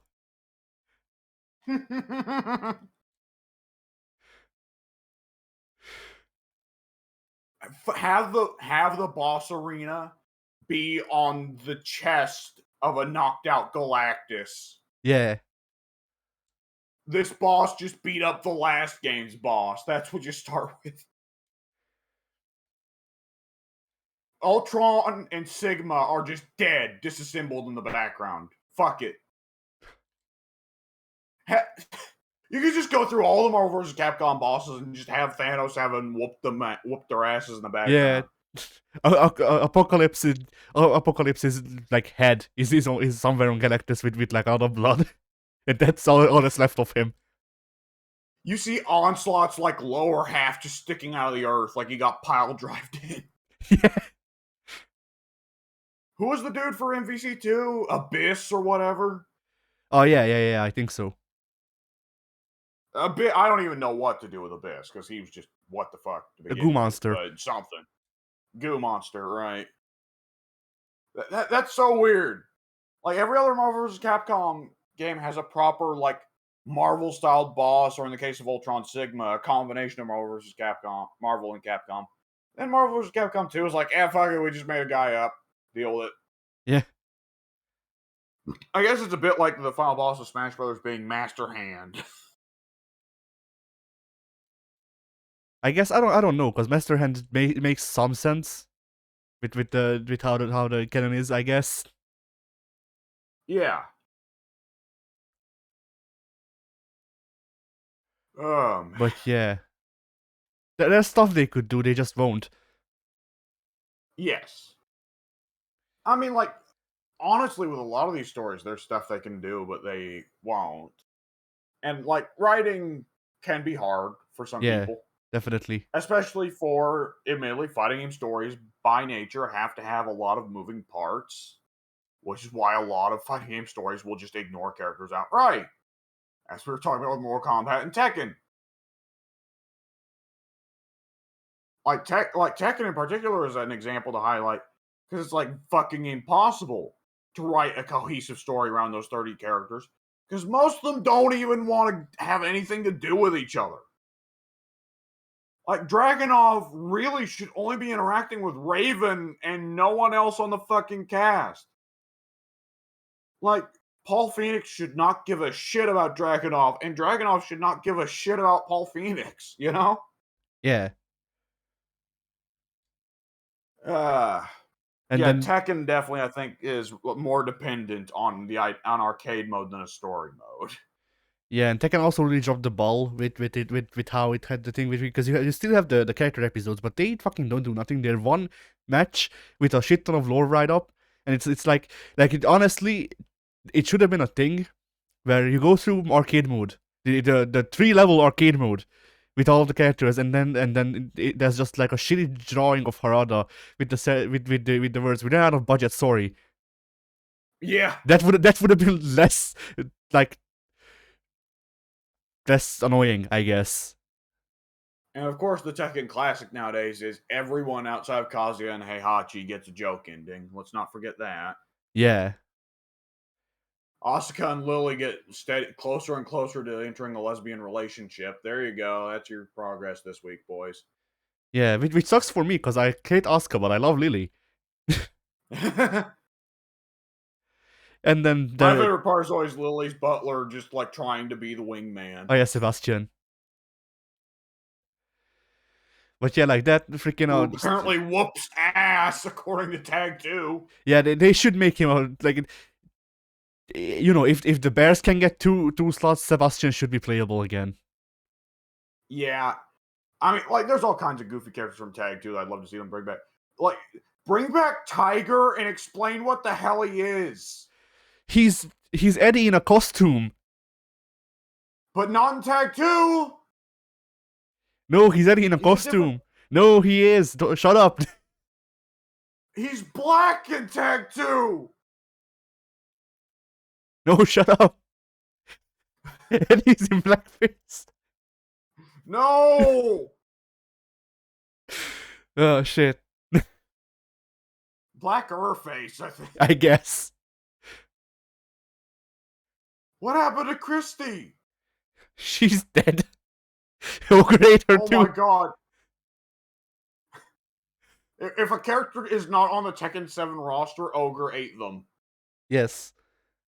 That's what happened to Gon after Tekken 3. Ogre had him for a light snack. There was blood everywhere. Shit. But like, yeah, like the only like actual plot development that I remember is Steve met up with his mother. And nothing happened. Yeah, Steve finally finds out Nina is his mother, and they do nothing with it.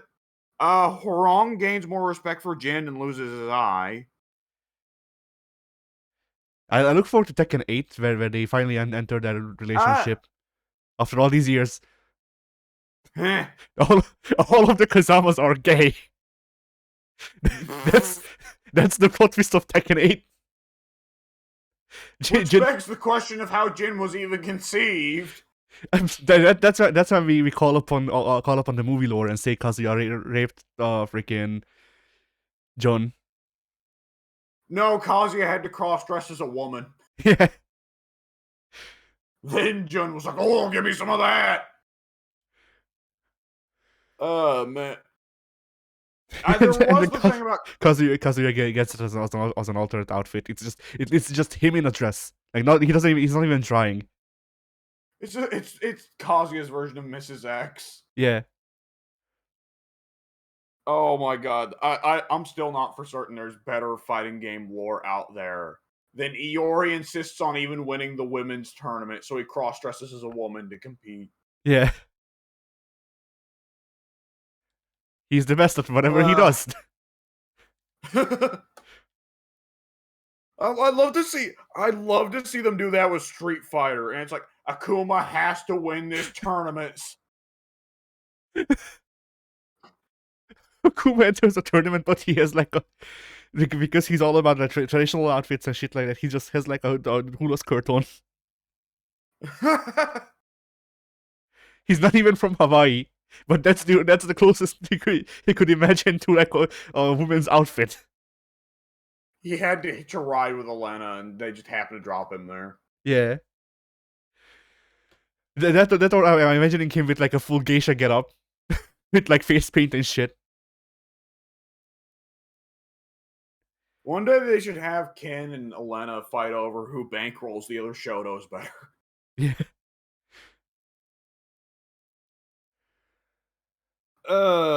Man. Oof.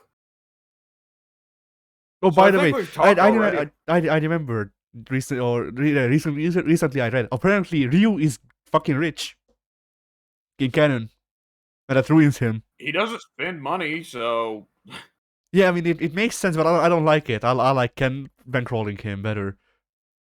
I definitely like Ken bankrolling him better. But I also think what can work is the Bullseye. Like, and they've established in Marvel that Bullseye is ludicrously rich because he never spends any of the money he gets from contracts. He just takes assassin contracts for fun. Ah, So he's sitting on millions and millions of dollars because he's assassinated superheroes and major politicians and shit. But he doesn't spend it.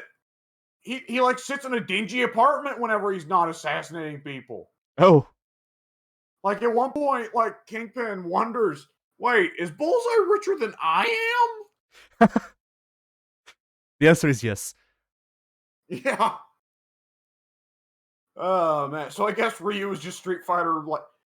Like one day Ken pays for the ticket for like a ticket for Ryu to fly, and Ryu's like, "Thank you, Ken. You were such a good friend." And Ken's like, "Man, I got to give you financial advice one day, Ryu.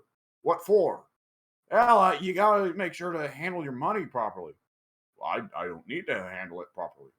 Well, can't Ryu? I know that you're like trying to be ascetic and all that, but you've got very little money to you. I have a lot of money.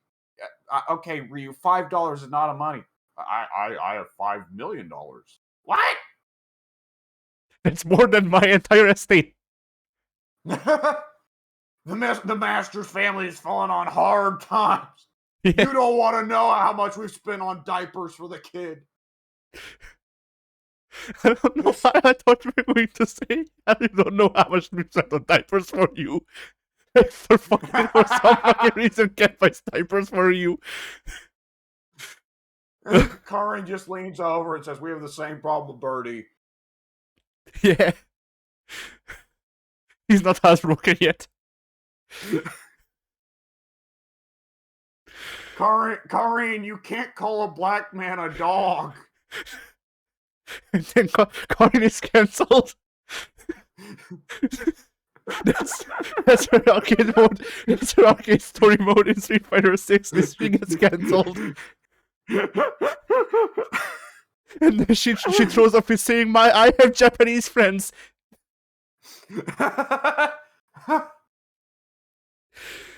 Uh, how can I be racist Sakura just shuffles out of frame. Yeah. Ibuki is too oblivious. Ibuki is in the background just flirting with one of the other journalists or something. I don't know. And the journalist just goes, aren't you like 12?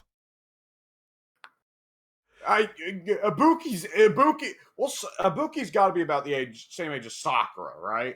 I think Ibuki is supposed to be 16, at least in Third Strike. In that case, yeah, she's probably like 14 and 4 and 15 and 5, and that's if we're being generous.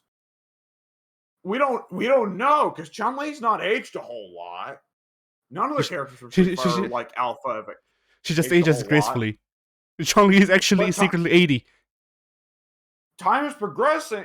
Okay, so when we see Ken's son is a baby in Street Fighter 4, but he looks like he's about 4 or 5 years old in Street Fighter 3. So there's like a 3 or 4 year difference, which would imply that Ibuki is 12 in Street Fighter 4. Yeah. And Sakura graduates high school at some point between 4 and 5 because she's adult in 5. And let's see, Ken didn't have his kid yet in Alpha 1 or 2. Ken's kid is really the major way of tracking the progression of time. Come to think Yeah. of it. Well, Ryu's clearly got to be getting older in 6 because now Hot Ryu is the canon design, and he's getting that kind of broad look that older men get. Yeah. Oh, by the way, like I really liked how people are saying that Ryu is wider than he's ever been, completely ignoring Third Strike. Yeah, Third Strike Ryu's pretty wide. Yeah, like Ryu is not getting wider because they're changing the freaking engines. Ryu's getting wider to grow into Third Strike. 6 is supposed to be after Third Strike, isn't it? But yeah, that's what I'm saying. He needs to look us because he did in Third Strike because that's canon. Yeah, that is true. Oh, you know what? Thank God, actually, it's set after Third Strike, so they're finally gonna get rid of Akuma's lion mane. Yeah, he's gonna I be hope they. yeah. I hope they don't go back to classic Ken, though. Honestly, I was kind of preferring Ken. Like, I wasn't super in love with Ken's bodysuit design, but I was kind of preferring Ken not just stick with the classic gi anymore. Ken should get a biker outfit. He's having a midlife crisis. Well, then he's just gonna be Paul Phoenix. Well, no, he's gonna be Paul Phoenix in one of his alternate outfits. Yeah, there you go. With the American flag shoulder pad. Yeah. There we go. But yeah. Man. I think we've pretty well hit a lot of like we've definitely hit examples of like good and bad a little bit in story mode and good and bad a bit in arcade mode, I think there. Yeah. But now the question is, what could Uh, they do to fix it? well, fix in what way? Make it more enjoyable for us specifically, or make it more acceptable for the public? I think make it more enjoyable overall. Well, uh, I think that for all that we have bitched about NetherRealm story modes, I think that they do work in terms of getting the casual public because for a lot of people, they want to buy a game, beat the story mode, and then either put it on the shelf or send it to GameStop, right? And for those people, that's what they're looking for out of a fighting game is buy it, play the story mode, okay, done. Which of course sounds strange to us because we play games for much, much longer than that. But for a lot of people, it is that way. I think realistically speaking, like the best answer is probably to do like Mortal Kombat does and have both story mode and arcade mode. Just have them both be better written, you know? Yeah. Yeah, I could see that. Like, there's also the thing of like, which I brought up when we did this discussion, is that like they could do a mix of NetherRealm and Guilty Gear.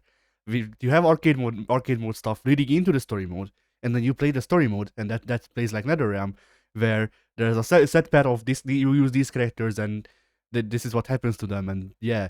But none of the arcade endings are not canon because all of them lead into Yeah. the story mode. Yes, that actually you are definitely right about that. That's actually how Street Fighter 5 was doing things at first, right?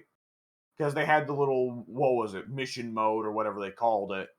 Yeah, They had like the mini story modes for each individual character that shows them leading up to the events. And you had the stuff like Nikali going around and like fucking with Doll Sim or whatever. But then you had the actual proper story mode, yeah. warts and all. Yeah, I'd say that's probably a happy medium because the thing with like having everyone's arcade mode endings being canon, but at the same time, you can't give everyone a super happy arcade mode ending. Like that, having them all be prequels, I think does make sense because otherwise, like, what are you going to do for characters who died during the story? Like Yeah. the arcade ending just cuts the arcade ending for half the cast of Mortal Kombat 9 would Also just cut to gravestone. Sindel killing them. No, it costs a gravestone. Just a grave, yeah. And it hangs on it for like a full 30 seconds, and then it cuts the credits. Yeah. No, Jax died no, on the way to his home planet. no, it's a gravestone. You hang on it for half a minute with the character's name, and then the character's name disappears, and the credits start rolling on the gravestone.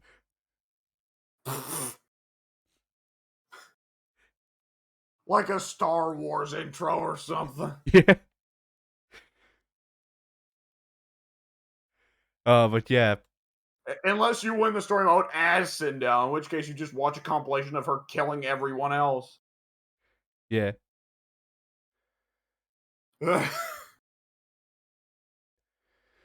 But uh, yeah, like, I think that could work the best because I really liked how all of the episode endings in Guilty Gear Xrd led into the animated story mode, and it made sense. Like, Johnny, for example, his thing is, I need to. May is coming down with an illness that only affects the Japanese because it's racist, I guess, and I need to. I want to keep her safe.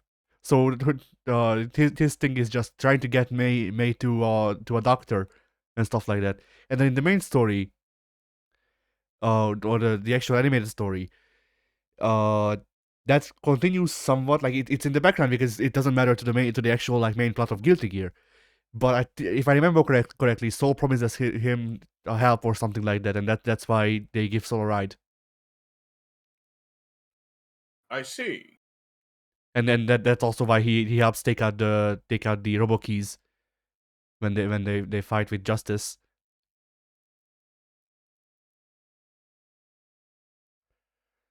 And that's Hmm. still a fucking weird ass thing where like Justice is resurrected. She is like fucking 50 feet tall, and then the three characters that happen to be there to help Soul fight Justice and keep people off of him are fucking Chip Zaneth, Johnny, and Slayer, if I remember correctly.